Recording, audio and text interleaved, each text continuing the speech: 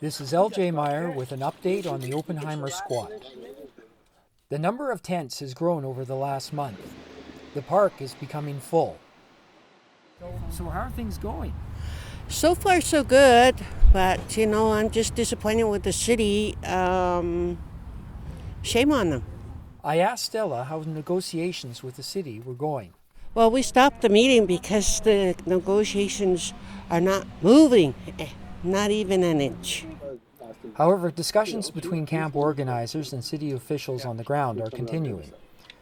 A city official told me that the city was willing to come back to the bargaining table at any time. Come down. We need leaders to lead us when the people get fractured like we are now. There are the usual complaints about leadership. Making decisions not good enough. We need clear leaders. We are the marginalized. However, it's clear that camp leader is a challenging occupation. Months of camping in a crowded park is a strain. And I'm getting told like my partner can't be here because he's Spanish. I wondered how the camp could go on. But, we have no choice. In order to get somewhere, we have to. Otherwise, we're going to be here forever. I don't want to be here forever. On the other hand, there is also signs that some things are improving. For example, camp members pitching in to help. So I just do it. Yeah, and it's a thankless job, and you always get yelled between that and accused, but it has to be done, right? And Lord knows that I spent 22 years in this neighborhood making a mess in this park. Somebody cleaned up after me, so I'm going to clean up after my brothers and just be grateful that I have the opportunity to do it. The camp has also acquired a professional cook. My Auntie Corey was actually involved with this, and I was planning on staying with her. And she was staying down here, so I just finished my job working on a cruise ship, so I had free time, so I thought, why not lend a hand? And last but not least, there's a new system of handling cash donations. Karen, I have donations here. There has been a problem with cash donations. If you stick the cash in a tent or a box, it gets stolen. If you stick the money in your pocket or you spend it, you could be accused of stealing.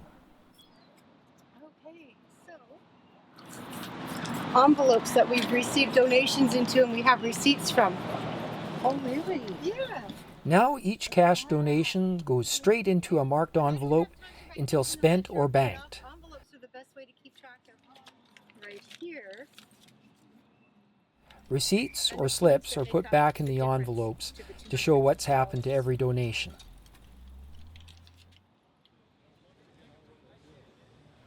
The fire department was concerned that a particular tent was so full of flammable material that it could catch fire with people trapped inside.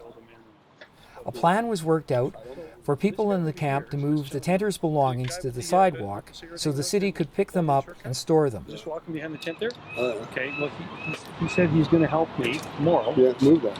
Move that. Yeah, I don't have a problem with it. I'm going to talk to Stan. The next day, it pretty much all went as planned. I wondered how the tenter would feel about having all his worldly possessions taken away.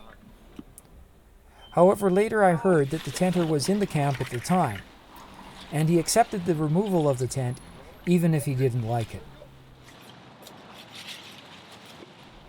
If the tenter does not claim his property within a month, the Parks Board will dispose of it.